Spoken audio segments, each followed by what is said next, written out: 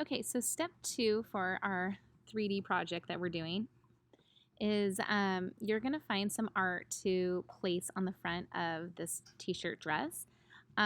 You can use your own art or you can grab some off the internet. I don't really care. I just want you guys practicing Photoshop. Um, if you have art, your art still from 111A Fashion Illustration, it might be really fun to use your t-shirt art, the art you made for the t-shirts, because it would be kind of cool to have a 3D avatar model wearing it, and it might be a cool thing to put on in your portfolio or website portfolio if you build one eventually. But anyways, just to get this done, I'm stealing some art from the internet, so I will show you how I do that. I found, what is it? Oh, I found this shirt I thought was cute. It says lovers do it better. So I'm going to steal that art just for this project. I'm not selling it or anything. But anyways, so I'm going to take it and I'm going to change it to be red. So I'm going to screenshot it. Okay. So I'm on a Mac. I just have to hit Command, Control, Shift, and 4. And then this will screenshot it to my clipboard. You'll have to use Snippet if you're on a PC. Okay. Now I'm going to Photoshop and I'm going to hit Command V to paste. Okay, do you guys remember how to move things around? I'm going to hit the letter V and it automatically gives me this black arrow tool where I can click and drag and move it. Okay, now how do we get it to the front? I know in Illustrator when we paste something it automatically pastes it to the front. But this time because layer 1 was selected, it pastes it in front of layer 1. So to get to the front, I'll just click and drag this to the top, and that should do it. Cool. Okay, I might want to resize this, so I'll hit Command T. Okay, and decide what scale I think looks good. Double click when I'm done. I'm going to zoom in. I'm going to hit the letter Z, so I can zoom in. Okay, cool. So now I just need to delete all that background. I'm thinking in this situation, it might be easy to use my magic wand and select the red letters, or the white letters. There we are. I'm going to hold Shift and keep selecting. Uh-oh, I grabbed something pink there. Oopsies. Okay, there we go. Okay, so let's see here. I'm going to hit Command X just because I want to see what gets left behind. And I zoom in. Is there white edges? I don't know. I think it'll be okay. I'm going to hit Command Z. Sometimes, if you want to get the fuzzy edges just for effect, you can go to Select, Modify, and expand the selection. Maybe like 1 or 2 pixels.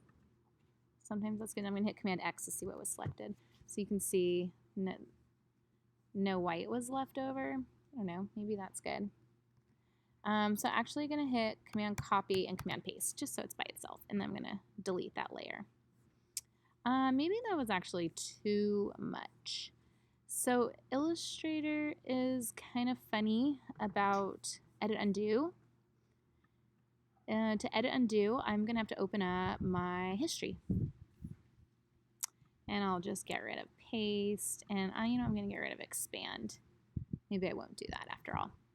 Okay, Command Copy, Command C, Command V. And I don't really want to look at that right now. And I'll just hide layer 4. Okay, yeah, I think that looks pretty good. Let's see here. So now I don't want it white. I actually want to change it to red. Okay, so I'm going to go to Edit, or actually Image, Adjustments. Okay, and I don't know if this will work because it's white, but I'll try it. I'm going to choose Hue Saturation. Oh, the area is empty. Oh no. Am I on the wrong layer? Let's try it one more time. Image, Adjust, Hue Saturation. Oh, that's weird. Okay. Well, you know what? What happens if I just fill it with a color? Kind of like how we did the fabric. Edit, Fill. And instead of the pattern, we choose color. Then I can go get my red. and say okay.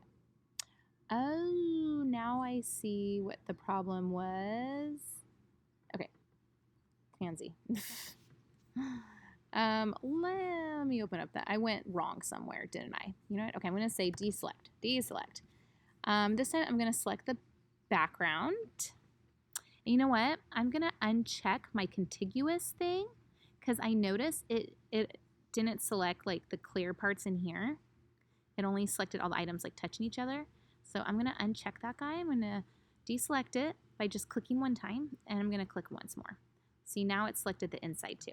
Okay, so my clear background is selected, but I want the white words.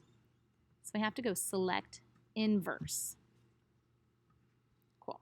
Okay, now let's try the first thing I wanted to kind of play around with adjustments, hue, saturation. Let's see. So again, this might not really work with white, but a lot of times you can change the hue and the color by sliding this guy.